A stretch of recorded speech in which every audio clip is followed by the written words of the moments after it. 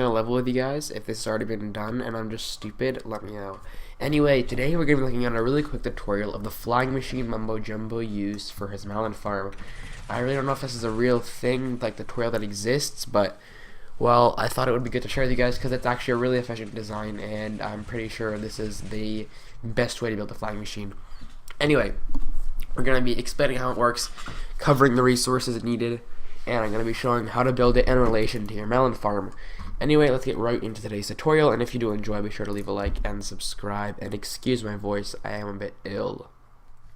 So now it's time for the building. At first glance, the flying machine isn't very complicated, it's just a few modules.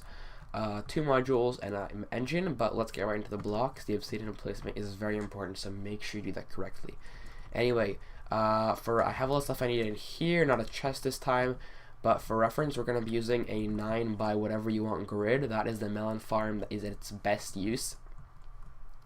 You don't need, a few side notes, you don't need glowstone every other block. It just looks nicer, and as long as you have no mob spawning, that's good.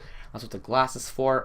You might want to use transparent blocks because it limits your mob spawning, but whatever, it's personal preference really. And make sure your melons are, you know, below the blocks and not on like here, or else the farm won't work.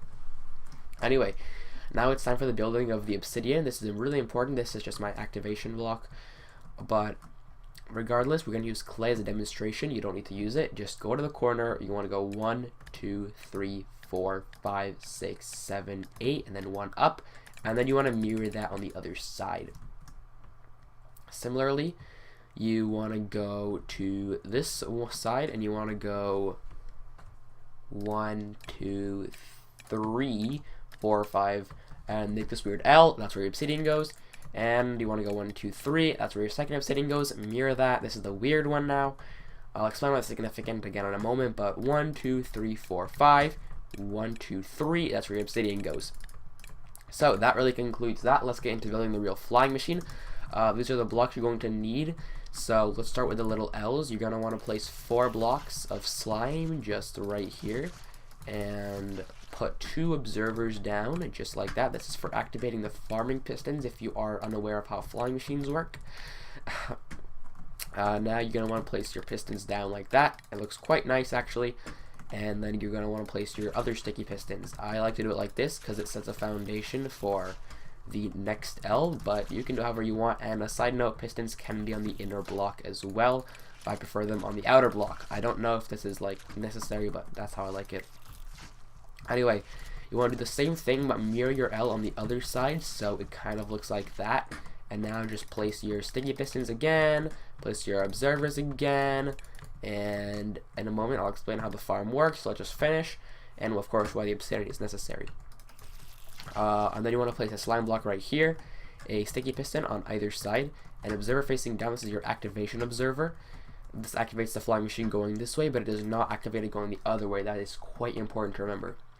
Next, you want to place a piston right there, and just 3 blocks out with like that, and then 1, 2 sticky pistons, a piston facing that way into the slime block, an observer facing that way, and an observer facing down. Observer facing that way. An observer facing that way, an observer facing downwards. And that is actually the whole machine. You can see if I remove this, the flying machine will continue to harvest, and it does so by pushing up the blocks above the melons and then just picking them up as it goes along, and it kills the melons on its way. And the reason this obsidian placement is extremely important is because on the way back the flying machine needs to be spaced out. If the gaps were just this obsidian, it would all be connected like it was over here, but that doesn't work with how flying machines do stuff. So it's very important that there is gaps between the modules. And then when I start again, you want to activate this block for a change right here, and the flying machine will just, you know, set itself back, harvesting everything on the way. You can have an automated sending back, but I'm not going to include that. This is just a tutorial for the flying machine and the basics of the farm. This melon farm is really intricate, and actually really not complicated, and it's really easy to build. So I hope you do not find any struggle, and if you have any question, just post in the comments below and I'll try to help. Anyway, that is really all I have for you today. If you have enjoyed this video, obviously comments in like a few months, well, I don't know, whatever. Anyway, thanks for watching this video. If you have enjoyed, then be sure to leave a like and subscribe. But that concludes this tutorial, and see y'all next time.